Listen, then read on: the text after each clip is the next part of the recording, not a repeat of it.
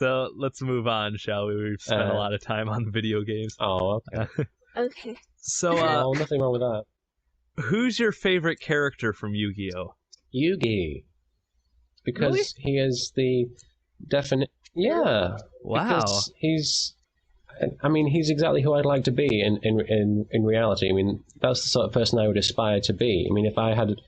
And he's exactly who you'd want as a friend as well. I mean, I identify with Yugi in that I'm shy and, I'm probably not as forthcoming as I should be. And it's just, he's a really interesting character. And I think if more people were like Yugi, we'd have a lot less problems in the world.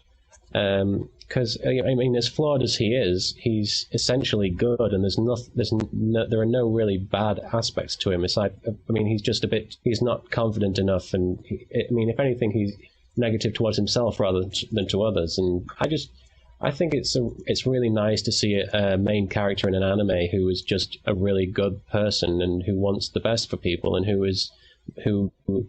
isn't trying to be the best at whatever he's doing. He's just doing things that he thinks is right, and he's trying to help people. He's trying to save his grandfather. He's not trying to defeat Pegasus so that he can claim the title or whatever. He's trying to help people. He's not a selfish person whatsoever. I mean, there's not a selfish bone in his body, and that's something I really admire. And that's why Yugi, you don't see many characters like that in anime. I don't watch much anime as far as I know.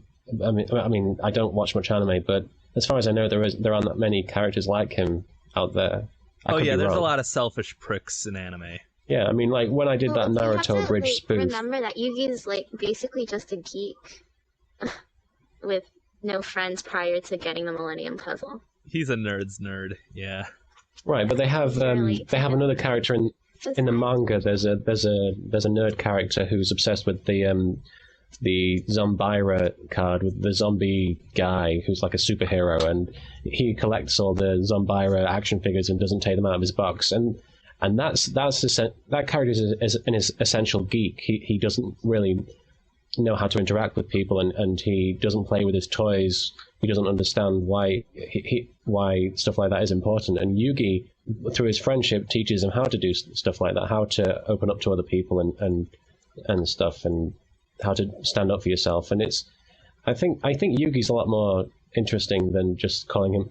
Yes, he is a bit of a nerd, and he plays card games and all that, but he's also got a lot more to him than that, because he obviously they had a lot of stuff going on before the card game aspect was introduced, and he's basically Clark Kent as a little boy, I would say, and just completely clueless, but essentially a very, very, very good person who doesn't have any superpowers to maybe save his friends, but it's like in Spider-Man 2, there's a sequence where Peter Parker has lost his powers, right, and knowing full well that he can't shoot web or whatever, he goes into a burning building to save a child, and because he doesn't have superpowers, he isn't able to save everybody, but he still does it. And I think that's the sort of thing that Yugi would do. I mean, he's a superhero without any superpowers, I guess. Well, he has Joey's and Honda's muscles to compensate, I guess. They didn't have them before, so... True.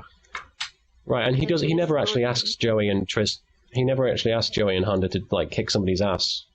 He never actually resorts to stuff like that. And Unless I he's in the abridged series. It's like he has an effect. Shall he break his neck? Yeah. Oh, you know things that I can't remember myself. Well, something I've always wanted to ask. Is Yugi your most natural speaking voice among all of your characters that you voice? Is he the most natural of your speaking voices? Yeah, probably, because he is just me. I've always said that Yugi is, rather than just being an American version of my voice, he sounds like me when I'm out of breath. It's like, yeah, well, okay, whatever, kind of thing. But I remember I used that Yugi voice for a play I did called Angels in America, where I had to do an American accent, and And there were people who picked up on it who had seen the show, and it was kind of funny to hear Yugi talking about inevitable the whole now, AIDS issue and homosexuality. It's inevitable that someone somewhere will always know who you are. Yeah. Yeah, I mean, other voices that are fairly easy to do. I mean, Tristan is a very easy voice. I mean, that was the voice that essentially started the whole Yu-Gi-Oh! Abridged thing, because I realized I could do Tristan's old voice very well. Well, I would say it's done very well. But I did it reasonably well enough, and it was easy for me. And that just sort of... I mean, Tristan's voice is probably the one that has changed the least from the beginning. And then Yugi was just me doing an American accent, and... Yeah, I mean, Taya's fairly simple, but the only problem with Taya is that she's very loud and it tends to drown out the microphone, and you get all kinds of like static and feedback and stuff like that. It's kind of annoying. I can't think. I mean, Grandpa is an okay character to voice, but I'm very inconsistent with that voice. I don't know if you've noticed, but he can go from sounding like "I'm like this today," and then he'll be like "I'm like this today." It's just very silly. It's very annoying when I can't decide on how I should voice a character. It should just be a case of going back and watching the episodes, I guess. But I tend to forget to do that. So, who's the better villain in your opinion, Yami Malik or Bakura, in terms of like backstory purpose? Oh, I don't. In terms of the backstory, I suppose in that case, No, this isn't fair. Because you know, Malik's backstory is basically Malik's child abuse or no pressure, but there is a wrong answer. No, there isn't. Titan. I didn't include my favorite. He's not in there. I like them both. I mean, it's interesting that Bakura, or however you want to say it, is Bakura. Okay. It's great that he's like a villain who starts off... I mean, in the manga, he's a lot more interesting. But in the actual anime, it's interesting that they basically set up a character who's going to be the final boss very early on, and they build up towards something, and it pays off. I mean, those last, 10 or 20 episodes of Yu-Gi-Oh! are extremely, very, very cool. I mean, that scene where Zork shows up and tears off Exodia's arm... I mean, that is like one of the... Or is it Exodia who tears off Zork's arm? I can't remember, but one or the other. But Exodia and Zork fighting, I was on the edge of my seat, and I couldn't believe what was happening. It was awesome. It was like, I forgave Yu for everything bad it had ever done at that point, and then it kind of screwed it all up after that. But it was all right. It was extremely cool. But, I mean, my main issue with Bakura is that he really doesn't do anything until the end. I don't know. He just sort of lingers in the background and says, "Yes, I'm going to do something very soon, and you'll be so amazed when you see it."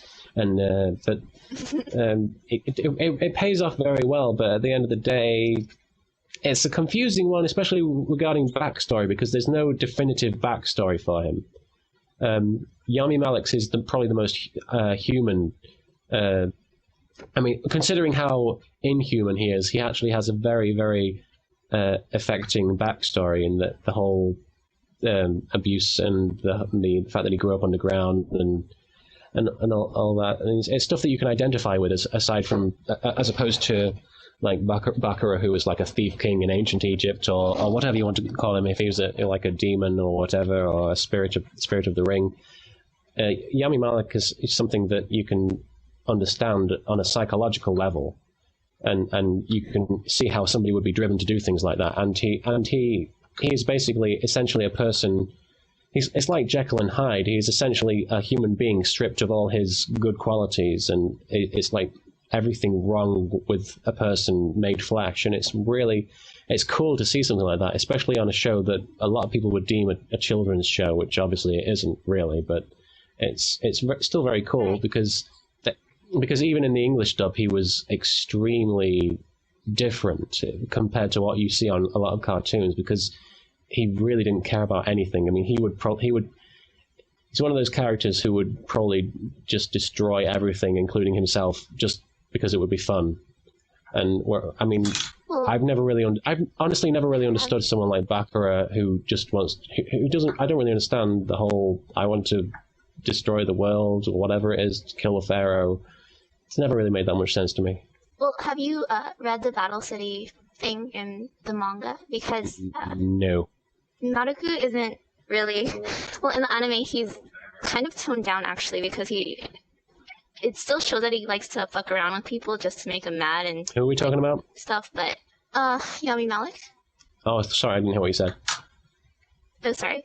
And, I don't know, it's just... He's toned down a little in the anime because,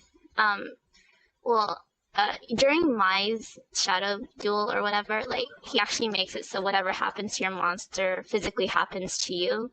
So there was this one part where his monster gets decapitated, and he in turn got decapitated. But he thought that being a floating head was, like, so fun, and he was, like, playing with himself. That sounded wrong. But, yeah, so it's, if they did translate that accurately into the anime, I think it'd be given a lot more credit for being, quote, mature and dark. But